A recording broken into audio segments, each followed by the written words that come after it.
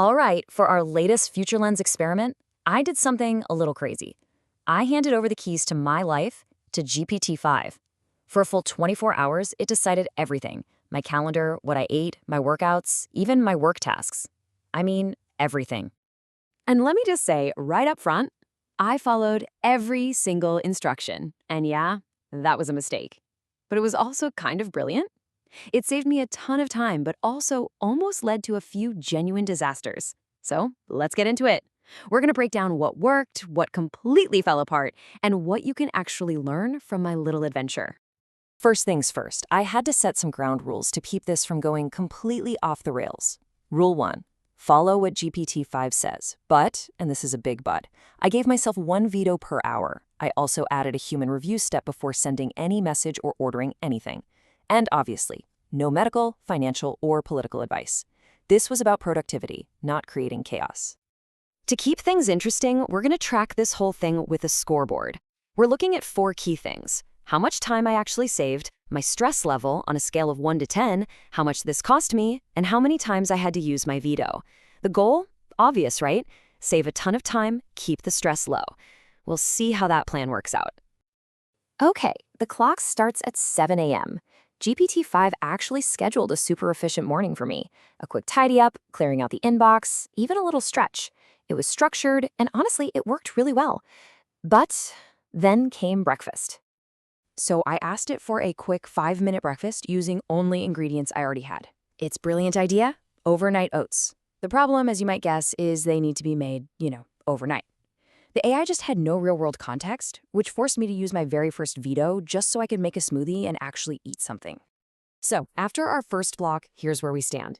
The scoreboard shows a net time savings of 25 minutes, which is awesome. But my stress level did tick up a little, and we're already one veto down. A slightly bumpy, but still pretty efficient start. All right, moving into the workday. This is where I really expected the AI to shine. And wow, it did not disappoint. It basically turned into a productivity supercharger. Check this out. In only 3 hours, GPT-5 saved me an hour and 20 minutes. No joke. It blasted through my inbox, drafted replies, prepped me for my meetings, and it even built a 7-slide pitch deck in like seconds. This was pure, raw efficiency. But here's the thing. With that kind of speed, you run some serious risks. The AI is fantastic at just doing tasks, but it really doesn't have that human nuance. And that led us to our first major hiccup of the day. It spat out a reply to a really sensitive client issue that was just way too blunt.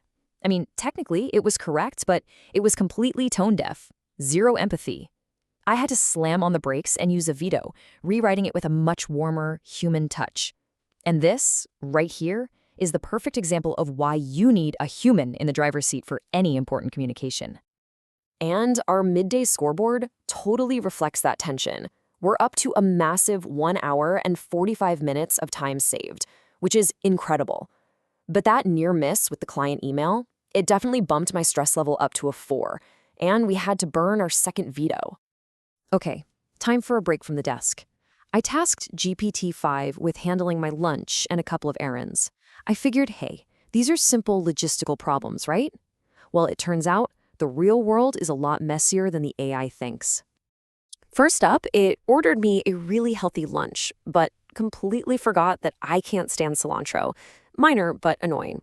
Then it planned this super efficient route for my errands, but it had no idea one of the stores was out of stock for what I needed. These little failures really show the AI's blind spots when it comes to real-time, physical world data.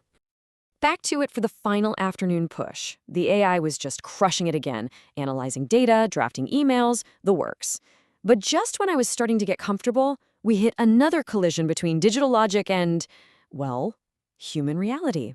So it scheduled a meeting with a colleague over in Europe. And sure, the calendar slot was technically free, but it didn't consider their commute. It would have forced them to take the call from a noisy train. It just lacked that basic human context. So I had to step in, use a veto, and reschedule. So by the end of the workday, the numbers are pretty impressive. I mean, over 2.5 hours saved. But look at that stress level. It peaked at a 7 out of 10. The constant need to supervise the AI and catch these little logistical errors was actually pretty mentally draining. even with all the time I was saving. All right, as the day finally started to wind down, I wanted to see how the AI would handle more personal, social stuff. And this is where the line between a helpful tool and a weird replacement became crystal clear. I asked it to draft a witty text to a friend, just something fun.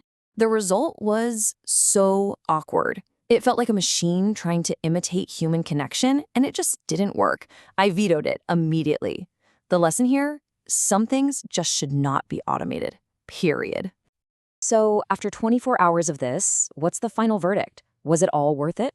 Let's take a look at the final numbers and see. The final numbers really tell the story here.